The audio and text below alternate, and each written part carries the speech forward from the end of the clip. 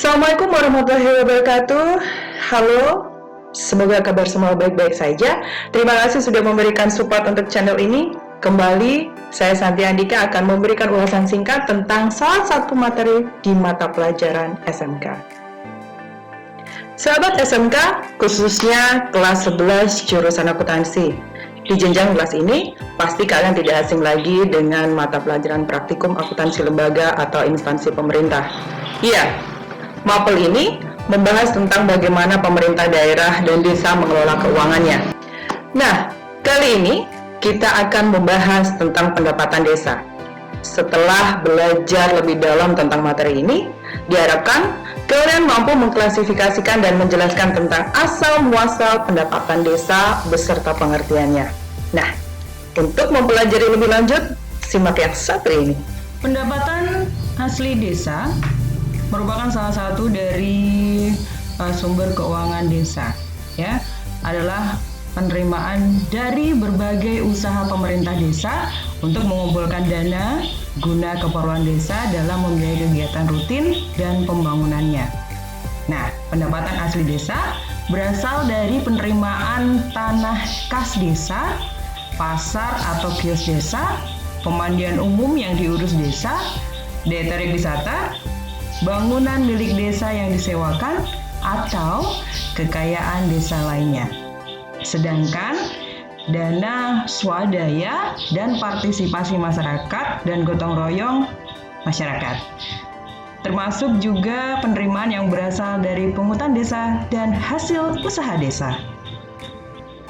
Sedangkan dana desa adalah dana yang bersumber dari anggaran pendapatan dan belanja negara yang diperuntukkan bagi desa yang ditransfer melalui anggaran pendapatan dan belanja daerah, kabupaten atau kota, dan digunakan untuk membiayai penyelenggaraan pemerintahan, pelaksanaan pembangunan, pembinaan masyarakat, dan memberdayakan masyarakat, menggunakan alat berat serta sumber lainnya dan tidak untuk diperjualbelikan. Pengalokasian bagian dari hasil pajak dan retribusi sebesar 60% untuk daerah dibagi secara merata kepada seluruh desa dan 40% dibagi secara proporsional realisasi penerimaan hasil pajak dan retribusi dari desa masing-masing. Pengalokasian bagian dari hasil pajak dan retribusi daerah, kabupaten atau kota, kepala desa ditetapkan dengan peraturan bupati wali kota. Alokasi dana desa yang selanjutnya disingkat ADD adalah dana perimbangan yang diterima kabupaten atau kota dalam anggaran pendapatan dan belanja daerah kabupaten atau kota setelah dikurangi dana alokasi khusus. ADD paling sedikit 10% dari dana perimbangan yang diterima kabupaten atau kota dalam anggaran pendapatan dan belanja daerah setelah dikurangi dana alokasi khusus.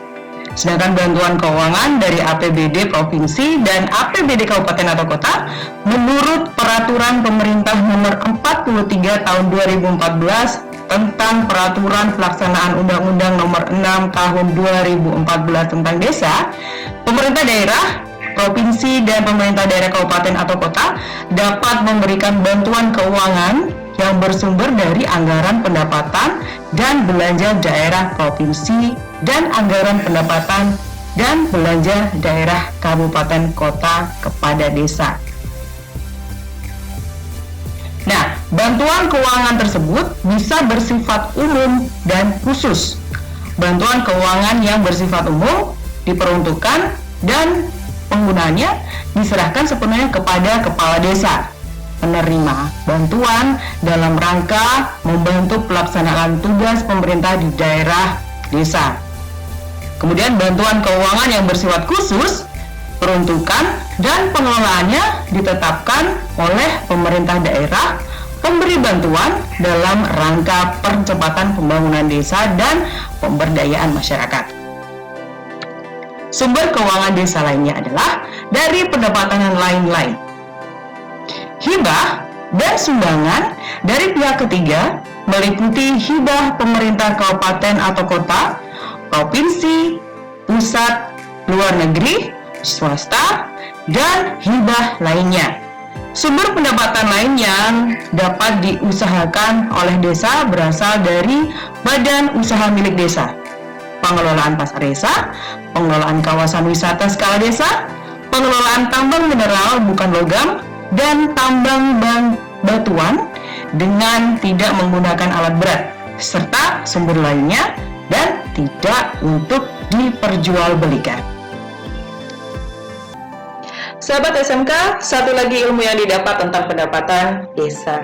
Sampai ketemu di pembahasan berikutnya. Semoga bermanfaat. Wassalamualaikum warahmatullahi wabarakatuh.